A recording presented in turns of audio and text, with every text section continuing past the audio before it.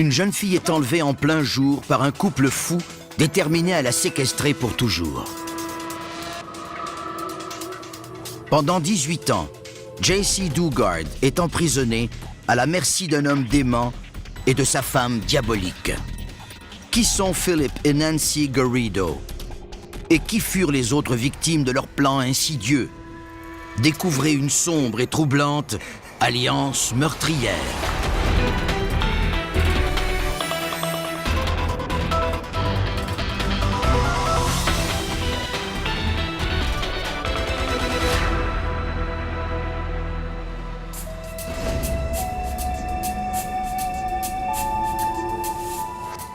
Chaque année, le lac Tahoe en Californie attire sur ses rives des millions de vacanciers. Dans les casinos, certains font fortune, d'autres perdent. Quelqu'un est toujours prêt à parier et à prendre de grands risques.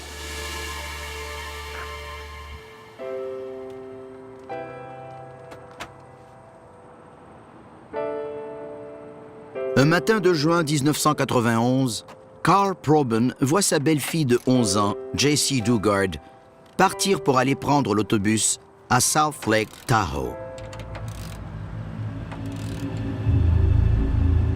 Mais d'autres la surveillent aussi. Des prédateurs qui ont un plan. Hey, sweetheart.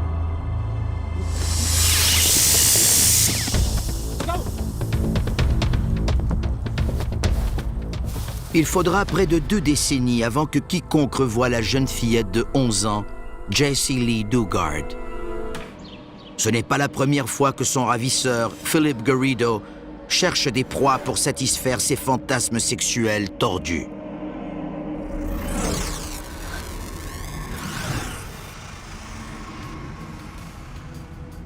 Garrido consomme des drogues dures depuis l'école secondaire. Elles attisent ses besoins dépravés. Garrido souffre de plusieurs paraphilies. Il s'agit de déviations sexuelles caractérisées par une excitation devant des situations mauvaises, défendues ou dangereuses pour les autres. D'abord, le voyeurisme le satisfait. Puis, il est excité par le choc qu'il provoque en s'exhibant. Enfin, on raconte qu'il est une fillette de 14 ans dans un motel. Mais il demeure libre, puisqu'aucune accusation n'est portée. En mars 1973, Garrido, alors âgé de 22 ans, épouse Christine Pereira, une ancienne flamme de l'école secondaire. Mais il se retrouve rapidement extrêmement insatisfait. Il a dit que lorsqu'il a épousé Chris, il l'aimait. Il aimait faire l'amour avec elle, mais il voulait plus. Il n'arrivait plus à se contenir. Philip Garrido veut sa propre esclave sexuelle. Il voulait une prisonnière qu'il pourrait agresser à volonté, sur laquelle il aurait une domination complète et qui n'existerait que pour son bon plaisir et pour céder à ses caprices. Novembre 1976. Marié depuis 3 ans, la frustration de Garrido envers sa jeune épouse atteint son paroxysme. Christine ne peut pas satisfaire ses désirs sexuels pervers.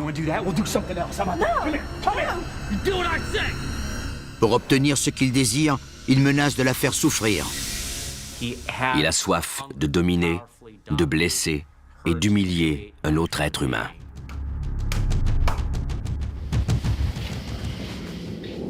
Garrido loue un entrepôt et le transforme en un repère secret. Là, il peut se détendre et décompresser, se laisser aller aux hallucinations provoquées par la drogue et rêver qu'il torture des femmes. Phil savait ce qui était bien et mal, mais il ne s'en souciait plus. Il consommait beaucoup de LSD. Il prenait 2, 3 ou 4 doses par jour. La drogue attisait sa sexualité. Garrido décide qu'il est temps d'attirer une femme dans son repère diabolique. Il parcourt près de 100 km pour se rendre au lac Tahoe. La nuit est froide. Il fait signe à une victime potentielle. Hey, was wondering if you could maybe give me a ride. My car broke down up the street a little bit. It's only like a couple miles up the road. It really wouldn't take long. It's cold out here. Sure. Yeah, I appreciate it. So, how far do you need to go? It's just a couple miles up there. It's just a little too cold to walk, you know? Il la guide jusqu'à une rue avoisinante tranquille. Hey, this will work right here. Thanks a lot. Stop! Seriously, stop! Get off of me! What is wrong with you? Get this off! Now! No. Now! Get it off of me! Okay. Ça ne se déroule pas comme Garrido l'avait prévu. You're sick! Mais au lieu de rentrer, il considère ce qui vient de se passer comme un exercice et part à la recherche d'une autre victime. Ces prédateurs évoluent toujours. Ils apprennent ce qu'ils peuvent faire différemment et mieux. Garrido est un menteur, un imposteur et un manipulateur. Une heure plus tard, il trouve une nouvelle cible. Katie Calloway, 25 ans. J'étais une mère célibataire de 25 ans.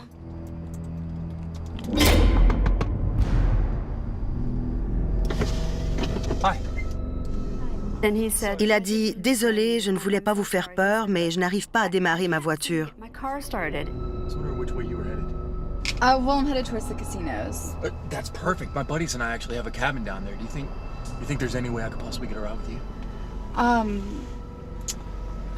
Well, if you don't mind holding some food. I'd love to. Katie accepte à contre-cœur. C'était moi qui conduisais, alors je me disais que j'allais décider de l'endroit où je le déposerais, devant d'autres voitures qui passaient. Je croyais maîtriser la situation. Il la guide et il se retrouve devant un terrain vacant. Are you sure this is it? Je me suis dit que c'était un touriste et qu'il était perdu. Il m'a poussé la tête contre le volant. J'ai dit « Arrêtez, que faites-vous? Attendez !» Mais Philip Garrido sait exactement ce qu'il veut. I just want to have sex, okay? Il me dominait complètement. Il a dit « Si tu coopères, je ne te ferai pas mal. »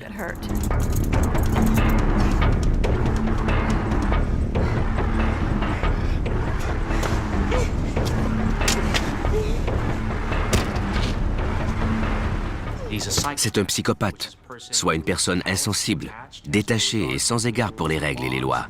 En somme, c'est un mauvais être humain.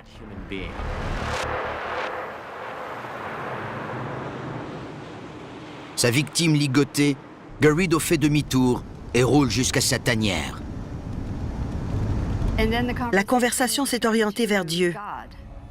Il me demandait si je connaissais Dieu. Évidemment, je me suis demandé si j'allais bientôt le rencontrer.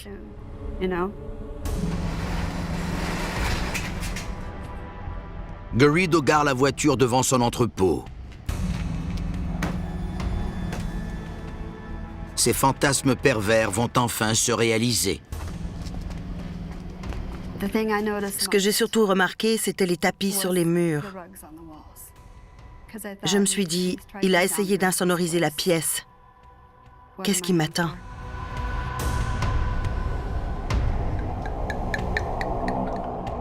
Il ordonne à Katie de se déshabiller. Je tremblais tellement de peur qu'il est venu s'asseoir au bout du matelas pendant 20 ou 30 minutes pour essayer de me calmer. Why are you doing this?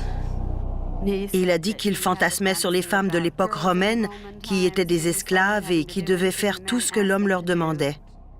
Il a dit que c'était la seule façon pour lui d'atteindre une satisfaction sexuelle. Garrido Katie à répétition pendant plusieurs heures. Il avait un comportement sexuel déviant. Il était excité par la souffrance et la douleur d'un être humain non consentant. C'est ce qu'on appelle du sadisme sexuel.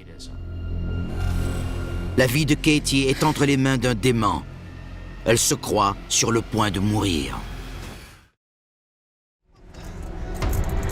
En novembre 1976, Philip Garrido enlève Katie Calloway et l'emmène dans un entrepôt qu'il a transformé en cachot. Une fois à l'intérieur, il l'a à répétition. J'étais terrifiée, je tremblais beaucoup. Je pensais que j'allais mourir.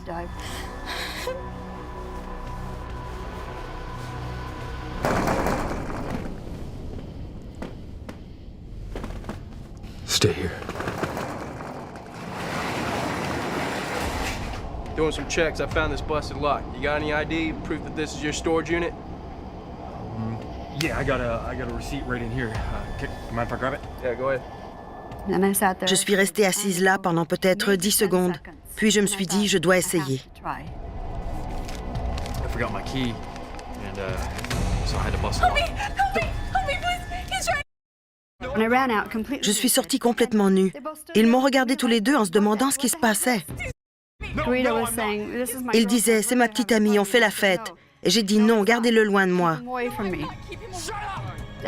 Je gelais, on était en novembre, il était 3 heures du matin et j'étais nue. Go back inside and put some clothes on.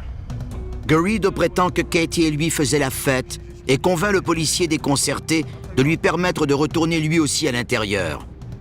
Je me suis dit qu'il me prendrait en otage. Il répétait « Ne me dénonce pas, s'il te plaît. » J'ai dit « D'accord, je ne le ferai pas. » Et je me suis doucement dirigée vers la gauche pour m'enfuir de nouveau. D'autres agents arrivent et Katie se sent enfin en sécurité. Philip Garrido est arrêté pour présumé. Turn around and put your hands behind you. I didn't do anything wrong. You're making a mistake. Puisqu'il a conduit Katie de la Californie jusqu'au Nevada, Garrido fait face à des accusations de la justice fédérale et de celle de l'État. Il écope d'une peine de 50 ans et est envoyé au pénitencier de Leavenworth, au Kansas. 3 ans plus tard, après avoir vécu un long calvaire, son épouse divorce. Mais Garrido est déterminé à impressionner les gens. Il a charmé les gardiens, les psychiatres, tout le monde. C'était un détenu modèle. Il donnait l'impression que le système fonctionnait. Dans le parloir de la prison, il remarque une jeune femme dans la vingtaine, une infirmière auxiliaire, Nancy Bocanegra. Elle rend visite à son oncle, mais elle est vite attirée par Garrido. Nancy Bocanegra est née et a été élevée à San Antonio, au Texas. C'était une adolescente normale. Elle aimait sortir avec ses amis, aller à la pêche ou en pique-nique. C'était une jeune femme aimable. Elle n'avait aucun dossier criminel, pas même une contravention pour excès de vitesse. Nancy et Philip commencent à s'écrire des lettres d'amour. Comment une femme comme Nancy peut-elle être attirée par un homme comme Garrido, alors qu'il est en prison? Ce qui l'attire, c'est le danger. Pour une personne qui a une faible estime d'elle-même, l'idée de se lier à une personne dangereuse est stimulante. Le 5 octobre 1981, derrière les murs du pénitencier, Nancy devient Madame Garrido.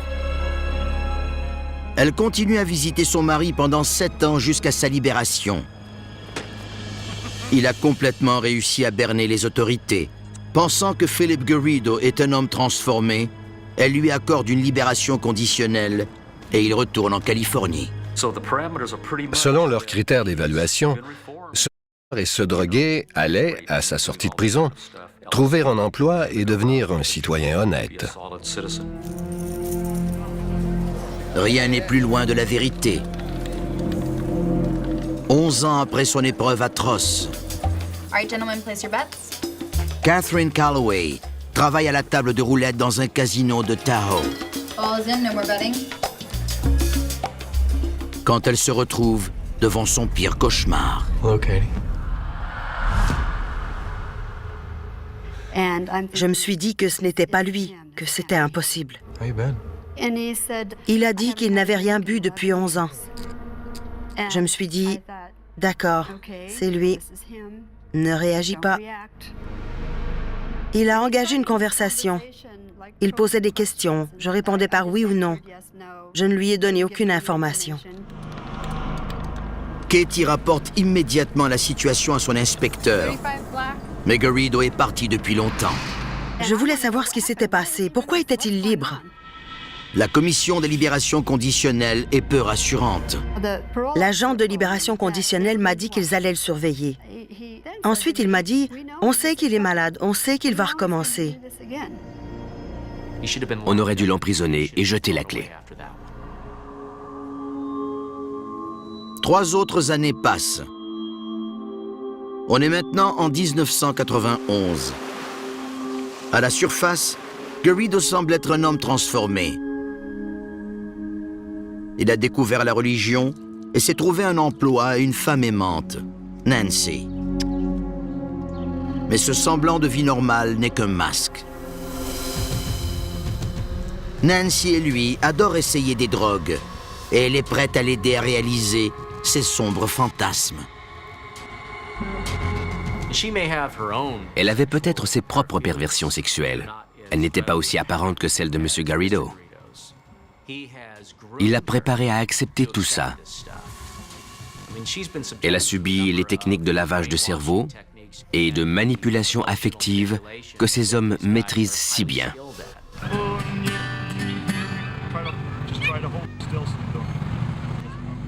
Philip, qui est un musicien amateur, convainc Nancy de l'aider à filmer secrètement des fillettes qui jouent dans les parcs publics.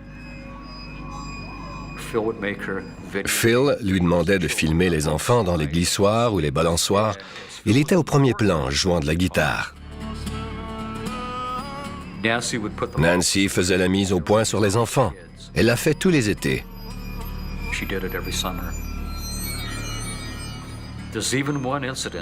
Un jour, Nancy a même attiré une enfant de 5 ans jusqu'à leur fourgonnette. Elle a demandé à la fillette de se pencher pour pouvoir filmer ce que Phil voulait.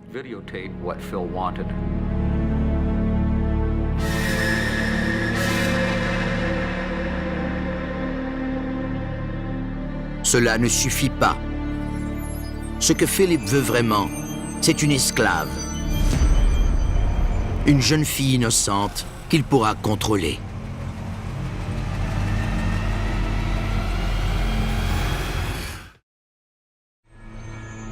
Le matin du 10 juin 1991, Philip et Nancy Garrido se trouvent à South Lake Tahoe, en Californie. Jesse Dugard, 11 ans, marche seul jusqu'à son arrêt d'autobus scolaire.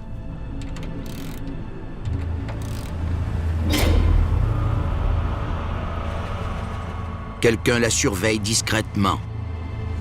Hey, sweetheart.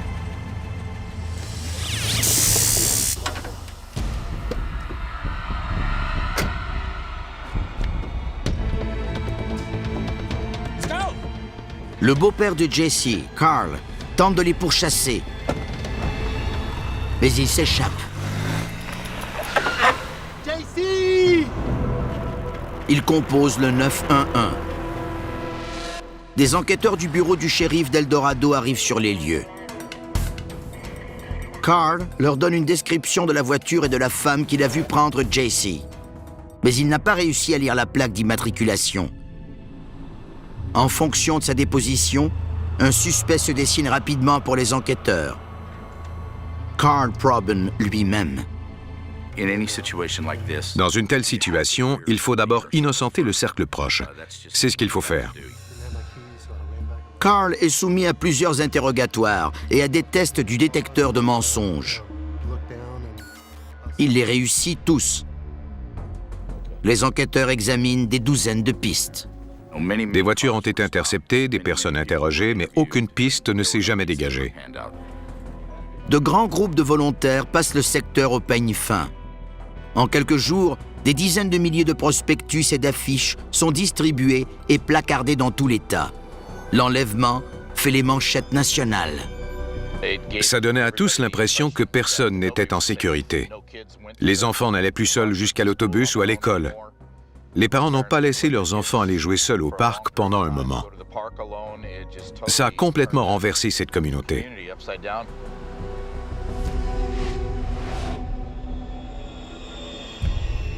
À 3 heures de route de là, Jesse marche vers l'inconnu. Elle est sur le terrain de la résidence de Garrido, à Antioch, préparé spécialement pour ce jour. Philip Garrido a construit une enceinte pour rester à l'abri des regards. Dès qu'elle a reçu la décharge du pistolet électrique et qu'elle a été enlevée, son développement psychologique normal s'est arrêté. Toute son énergie mentale devait être consacrée à la compréhension, à la réorientation et à la gestion de cette mauvaise expérience. Garrido a construit un abri insonorisé où Jaycee sera enfermée 24 heures par jour pendant plus d'1 an. Jaycee est complètement dépendante de son ravisseur. Dans ce nouveau monde obscur, Philip Garrido contrôle tous les aspects de sa vie. La victime régresse alors jusqu'à une dépendance primitive et infantile envers son ravisseur. C'est horrible. C'est effrayant.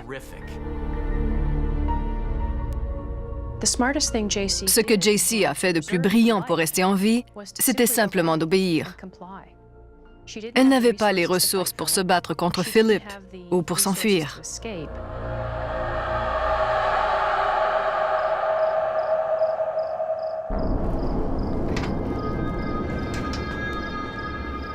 Il filme sa victime innocente alors qu'elle est endormie. Et malgré son jeune âge, il commence à la... Si elle tente de résister, il la menacera de sévices.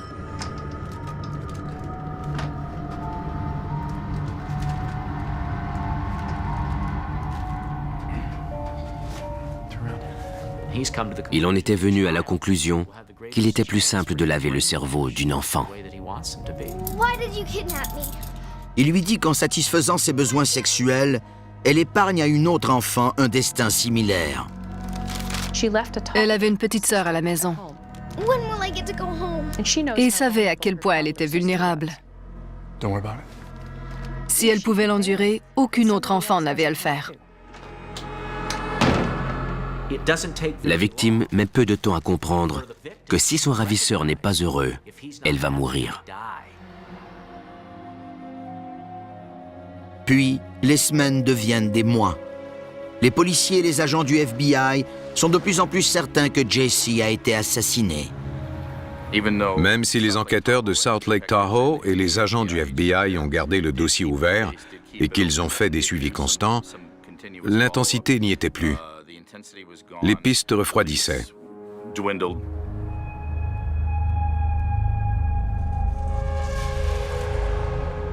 Intoxiqué, Garrido passe des heures, parfois des jours, à agresser Jaycee.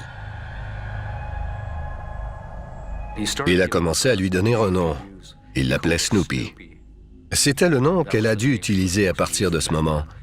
Elle pouvait oublier l'idée de s'appeler Jaycee. C'était encore un moyen très fort de la déshumaniser et de la reconstruire à sa façon.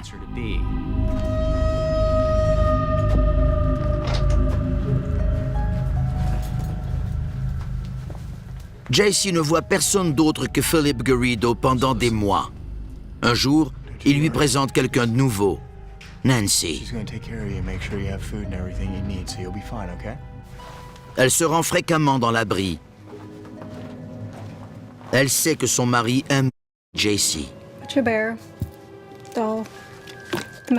Elle n'essaie jamais de l'en empêcher. Les gens à l'extérieur de cette relation malsaine et dysfonctionnelle peuvent à raison se demander pourquoi Nancy tolérait-elle que Garrido est une esclave sexuelle? Ne se sentait-elle pas menacée? Ça ne la dérangeait pas? Mais il faut comprendre que ses demandes et ses besoins sexuels étaient extrêmes. Elle subissait des comportements similaires. Il y avait pour elle un intérêt égoïste.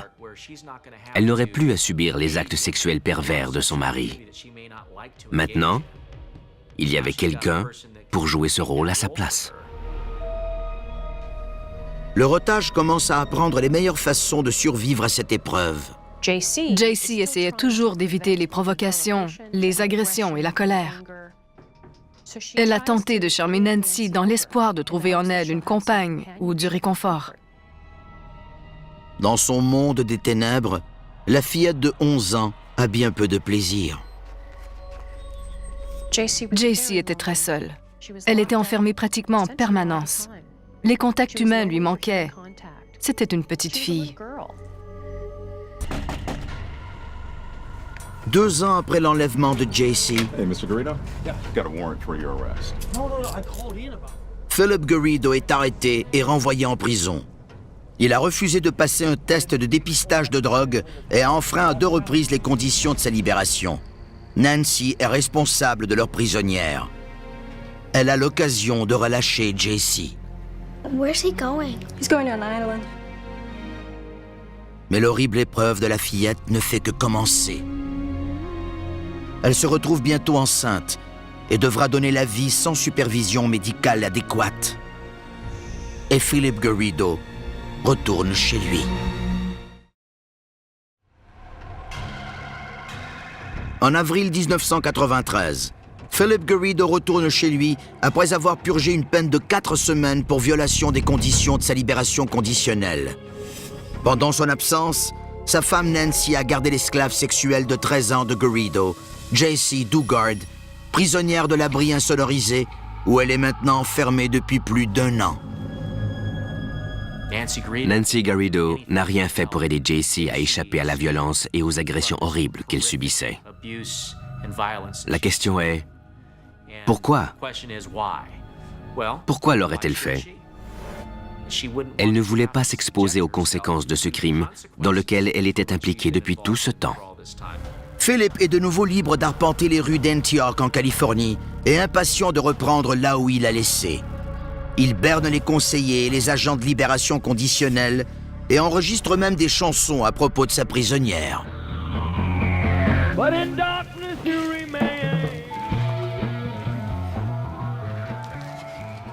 Mais un grand changement est imminent. Philip et Nancy Garrido apprennent la nouvelle à JC. Elle attend un enfant.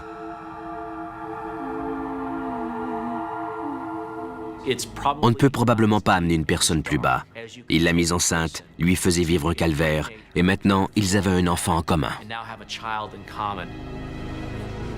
Le vieux met son enfant au monde.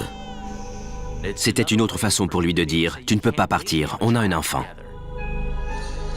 JC et sa fille peuvent enfin sortir de l'abri, mais elles n'ont jamais la permission de quitter l'enceinte bien clôturée. Garrido leur donne accès à un 2e refuge. Quand Garrido est devenu plus sûr de l'obéissance de JC, il lui a permis de passer du temps dans l'autre pièce. C'était meublé différemment et un peu plus grand. Il y avait donc un peu plus d'espace. Garrido utilisait ses petites permissions pour récompenser progressivement JC pour son obéissance. 3 ans plus tard, JC, 17 ans, accouche d'un autre enfant.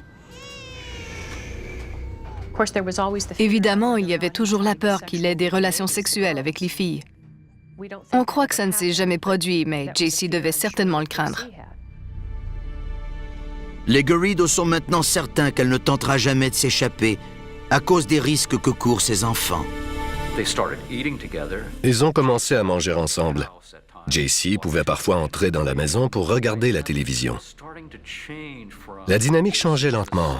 JC passait d'objets sexuels servant à assouvir ses fantasmes à une étrange vie de famille. Garrido ne l'a jamais vraiment perçue comme un membre de la famille. Il l'a toujours considérée comme sa prisonnière. Chaque fois qu'il la voyait, il ressentait une immense satisfaction parce qu'il s'en sortait impunément et qu'il la possédait.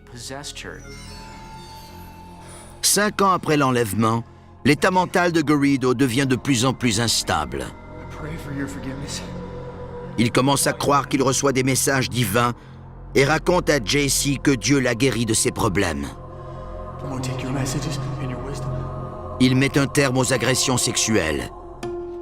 Il demande à JC de se choisir un nouveau prénom. Elle choisit Alyssa. À partir de ce moment, elle est devenue Alyssa. Elle ne s'identifiait plus comme JC. Ce n'était qu'un jeu. Il lui faisait croire qu'il lui permettait d'agir selon sa propre volonté.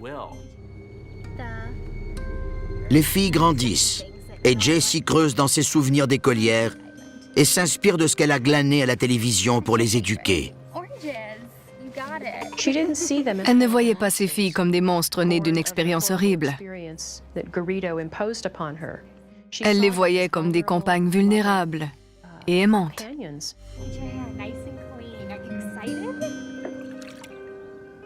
Les Garrido commencent à amener leurs prisonnières avec eux lors de sorties familiales. Dans sa maison, Philip met sur pied une imprimerie. Il connaît du succès. Il affecte Jessie au poste de graphiste.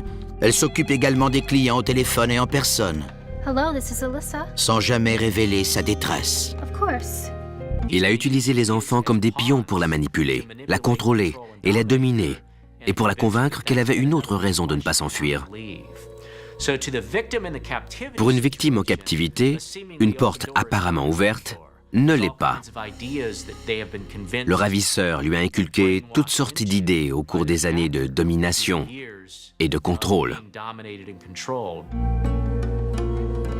Nancy Garrido souhaite que les enfants l'appellent maman et qu'elle considère Jessie comme leur sœur.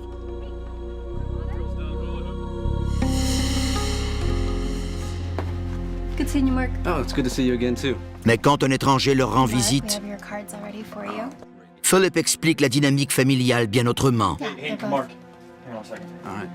Mark Lister, un client, passe chez Garrido pour récupérer sa commande. Il m'a présenté Jessie et les filles comme sa femme et ses filles. Nancy était au fond et j'ai présumé qu'elle était la femme de ménage. Je n'ai jamais su que Nancy était sa véritable femme. Here you go. I think it's for you. Il ne détecte rien de suspect. I told you about it on the phone. Ça semblait être un milieu familial normal. Ils semblaient heureux. Ils communiquaient bien. Les filles semblaient obéir quand il leur parlait comme mari et femme. Cinderella, dressed in yellow, blind as D'autres sont convaincus qu'il y a un grave problème. Une voisine appelle la police, se demandant pourquoi des enfants semblent vivre dans des tentes dans la cour arrière d'un délinquant sexuel reconnu. Quand l'agent de libération conditionnelle vient, les filles savent qu'elles doivent se cacher. Pendant la captivité de Jessie, il y a 60 visites officielles. Mais personne ne vérifie ce qui se passe derrière la maison.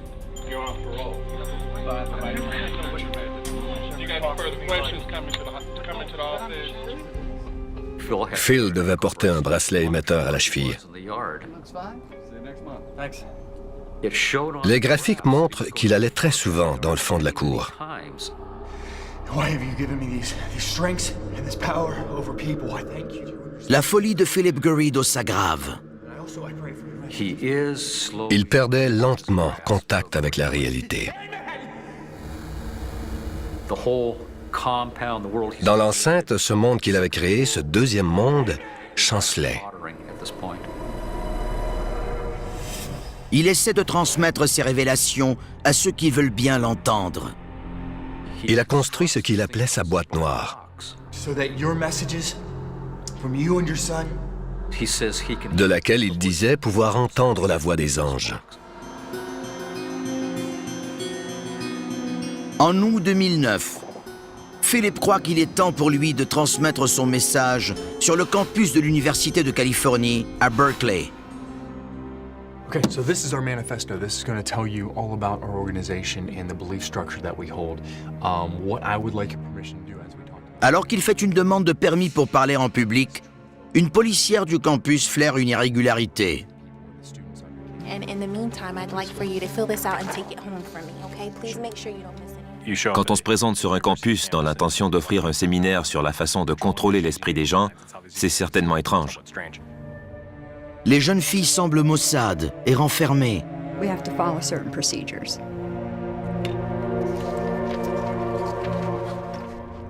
Après leur départ, les agents vérifient dans la base de données de la police. Ce qu'ils découvrent est troublant. Les dossiers révélaient que c'était un délinquant sexuel inscrit. En août 2009, on avise les autorités de Concord en Californie qu'un délinquant sexuel condamné, Philip Garrido, fréquente des enfants. On lui ordonne de se présenter au bureau des libérations conditionnelles locales. Effronté, Garrido amène toute sa famille.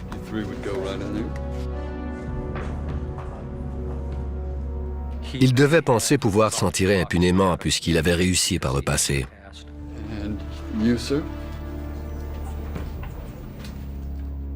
Tout le monde est interrogé séparément.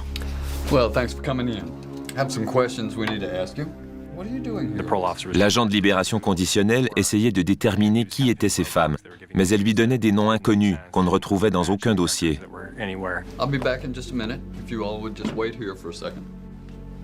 Finalement, il nous a appelés, le service de police de la ville. Tell us about Philip Garrido. We actually make business cards. So what are you doing here? I'm trying to get away from my abusive husband. Les histoires changent continuellement et ne concordent pas. Elle était sur la défensive et évasive. Elle comprenait qui j'étais et ce que j'essayais de faire, mais elle n'a pas cédé. Garrido affirme que les 3 jeunes filles sont les filles de son frère. Puis tout à coup, il fait un aveu stupéfiant.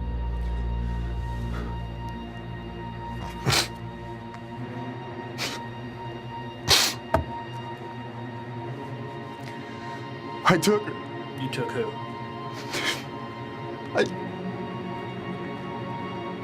I took her. Il avoue parler d'Alyssa. Stay right here, Mr. Garrido. They're safe, as long as they're with me. Can you hang on just a second? Excuse me.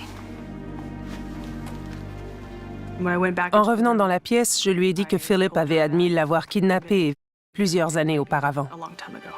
He confessed. He confessed to taking you.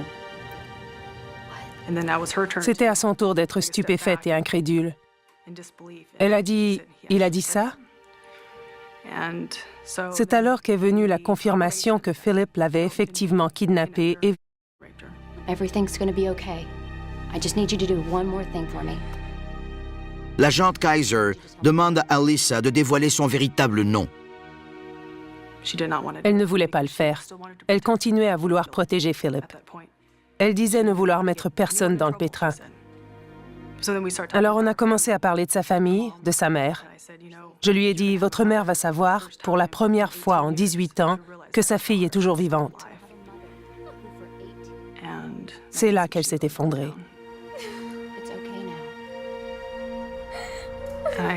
Je lui ai répété qu'il fallait vraiment qu'elle me dise son nom. Elle a dit, je ne peux pas dire mon nom.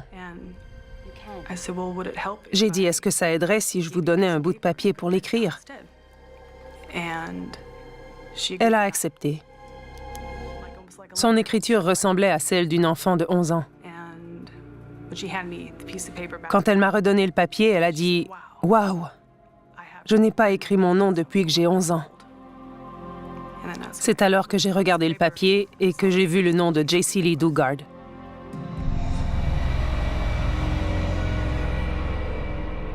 Les enquêteurs sont stupéfaits. C'était le début d'un long processus pour reprendre sa véritable identité. Ça a dû être un moment effrayant pour elle. Ce chapitre de sa vie était clos et elle se tournait maintenant vers l'inconnu. Cette nouvelle ville l'effrayait probablement. Le service de police de Concord communique rapidement avec les enquêteurs du comté d'Eldorado qui s'occupent du dossier non résolu de J.C. Dugard. Depuis des années, ils sont convaincus qu'elle est morte. Quand un enfant est kidnappé, après 72 heures, il y a très peu de chances de le retrouver vivant. On cherchait un cadavre, des ossements. Quand on est entré dans la salle d'interrogatoire et qu'on a vu son visage, on avait l'impression de voir le visage de la petite fille de 11 ans qui avait disparu. Comme si elle n'avait pas vieilli. C'était merveilleux. C'était la même fille, ça ne faisait aucun doute. Elle avait le même sourire avec les dents un peu écartées, les mêmes yeux. Franchement, on était sous le choc. il y a une autre personne avec qui partager la nouvelle. La mère de Jesse Dugard, Terry. J'ai dit, êtes-vous assise? Elle a dit oui. J'ai dit, Terry, Jesse est avec nous. On l'a retrouvée. Elle a dit, Rick, je suis trop fatigué, je n'ai pas le temps de blaguer. Qu'est-ce que vous voulez? J'ai dit, elle est vraiment ici. Ensuite, j'ai demandé à Jesse de parler. Elle a dit, salut maman. Et on a tous fondu en larmes.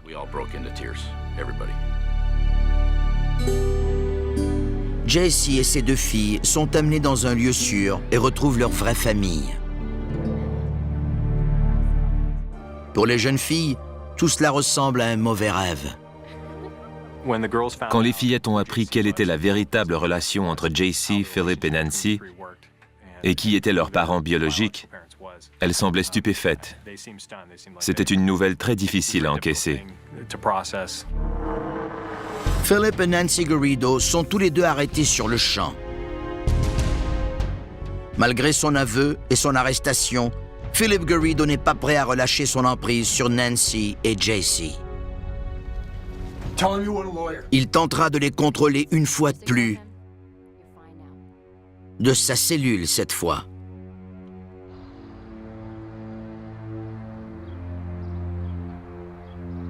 Bien qu'il soit évident que Philip ait été l'instigateur du crime, sa femme et complice Nancy a eu plusieurs occasions d'intervenir, mais a choisi de ne pas le faire. Sa personnalité déjà corrompue a fait d'elle un complément parfait dans cette alliance. Elle a dit qu'elle n'avait pas peur de Philip. Tell us about Philip Garrido. Nancy était prête à le suivre. Elle l'a fait en sachant très bien ce qui se passait et a continué pendant 18 ans. Derrière les barreaux, et lors de brèves comparutions en cours, l'histoire d'amour tordu du couple se poursuit. Même en prison, Nancy a dit, si vous connaissiez Phil, vous diriez qu'on est comme deux gouttes d'eau. Vous l'adoreriez. Même après tout ça. Philip Garrido tente de mettre les médias de son côté. Il donne des entrevues en prison, affirmant que JC a fait de lui un homme meilleur.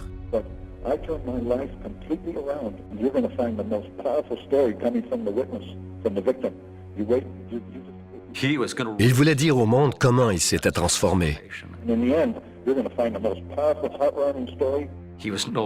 Il n'était plus un et un. Philip demande à ses avocats d'entrer en contact avec Jesse Dugard. Il espère pouvoir la convaincre de modifier son témoignage. Il voulait l'influencer, même en prison. Heureusement, le bureau du procureur a mis un frein à ceci. Elle repousse toutes ces tentatives de communication avec elle et les enfants. En juillet 2010, l'État de la Californie, embarrassé et honteux des échecs dans la supervision de la libération conditionnelle de Philip Garrido, accorde à Jesse Dugard un montant de 20 millions de dollars en guise de dédommagement pour les années perdues. Comment quantifie-t-on 18 ans d'une vie?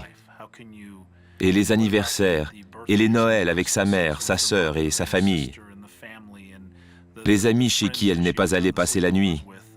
Et sa mère qui ne l'a jamais vue aller au bal des finissants. Tant d'événements importants dans la vie d'une jeune fille lui ont été volés et ont été volés à sa famille. En avril 2011, dans le but d'épargner à Jesse et à ses filles un témoignage en cours, les procureurs concluent une entente avec Nancy et Philip Garrido. Nancy Garrido plaide coupable à une accusation d'enlèvement et à une simple accusation de viol. En échange, elle écope d'une peine à perpétuité avec un minimum de 36 ans à purger. Philip Garrido écope de 431 ans de prison pour enlèvement et plusieurs autres délits. Il accepte de ne pas en appeler de la sentence. Il est aussi diabolique qu'on peut l'imaginer. Il va passer sa vie en prison. Il est devenu l'esclave. Le maître est devenu esclave. L'alliance s'est formée entre Philip et Nancy Garrido. Car Philip est une personne dangereuse et sombre, qui lui a fait oublier son manque d'estime et son sentiment d'impuissance. Ce qui attirait Philip, c'était de penser « Elle va me suivre et commettre ces crimes horribles. Quel magnifique reflet de mes habiletés ce sera. » Ça nourrit son narcissisme. Il aurait gardé Jessie à jamais, jusqu'à ce qu'elle meure ou qu'il décide de la tuer.